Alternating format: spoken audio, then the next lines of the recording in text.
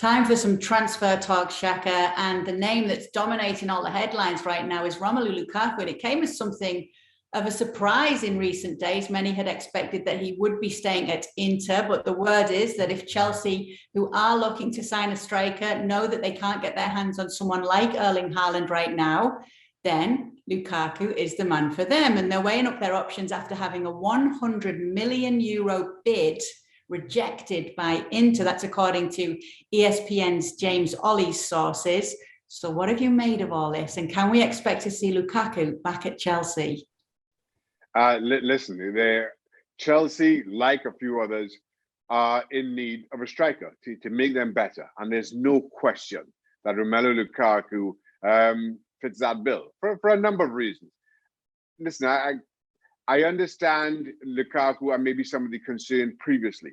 I think in the last 12 months, Lukaku has improved immensely as a pure finisher. We've always known of his other qualities, but I really feel you've seen him add that finisher's touch to his game in keeping with all those other aspects. So the price tag, as quoted, is certainly justifiable and gets you an incredible player, a player that Chelsea desperately needs. Inter also need money, and while they are adamant that they are not letting go of Romelu Lukaku, that they're prepared to build the team around him, they let Antonio Conte go because they didn't have money to strengthen in the way that Antonio Conte demanded.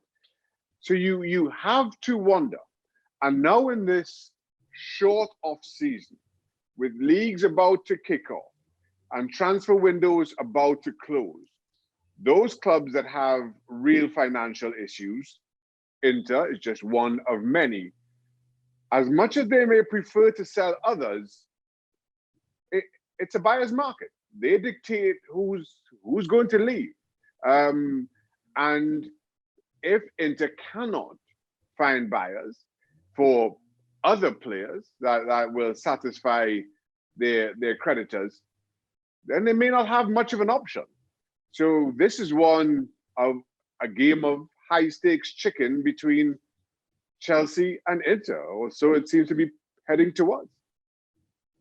Very interesting situation, hey. The next one, it's another London club, but it's James Maddison to Arsenal. But Leicester could demand apparently £60 million plus if they are actually willing to sell. What do you make of this one? I like James Maddison a lot. I think he's an incredible talent and fits in well. I also like Emil Smith-Rowe a lot. And where does that leave him as playing that natural number 10 position or sitting just off the main striker? That, for me, I think you've seen Smith-Rowe excel and get better. I know he's young, so that with that comes some inconsistency. Maddison, only slightly older, but has shown his full value. Somehow Mikel Arteta makes that work. If he brings Maddison in and is able to accommodate Smith-Rowe, I think it's an incredible signing. There's a premium to English players. We've been discussing this around the Ben White transfer just a week or so ago, that clubs inevitably have to pay. But price aside, I think Maddison, again, is a player I like a lot and fits in well at Arsenal and makes them a whole lot better. Next up, this is a bit more wild. Well, maybe not. It depends what you think.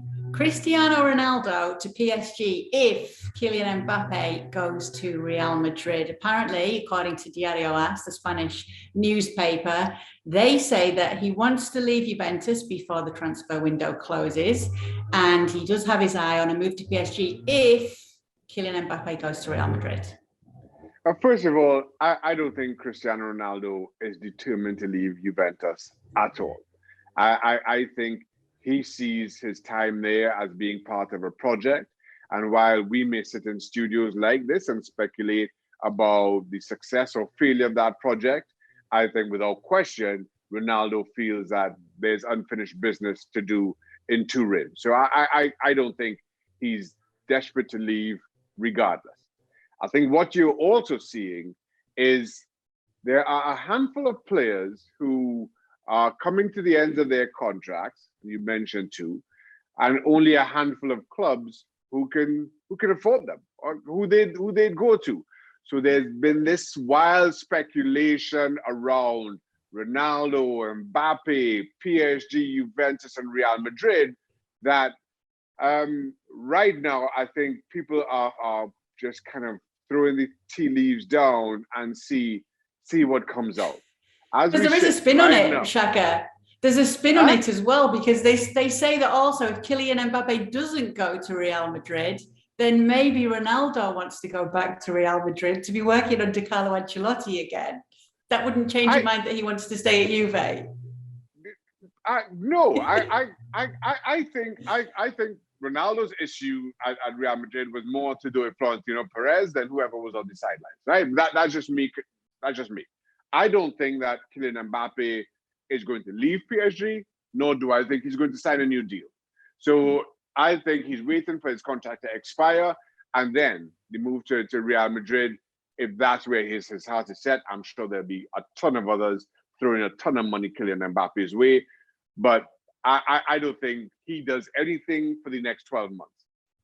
I personally don't think that Ronaldo is that desperate to leave. But if PSG thinks that Mbappe is not going to sign a new contract, they don't want him to go for free. They want to try to engineer something, whether it's Mbappe moving and Ronaldo coming in, and where money goes, who knows, whatever. But right now, to me, this just feels rather manufactured. I'm not sure how much I truly believe that this is all going to come together. Yeah, so it could be on Lukaku to Chelsea and James Maddison to Arsenal, but not on Ronaldo back to Real Madrid or to PSG. Well, a famous singer did once say that 2 out of 3 ain't bad. Thanks so much for watching ESPN on YouTube, and for more sports highlights and analysis, be sure to download the ESPN app, and for premium content and live streaming, subscribe to ESPN Plus.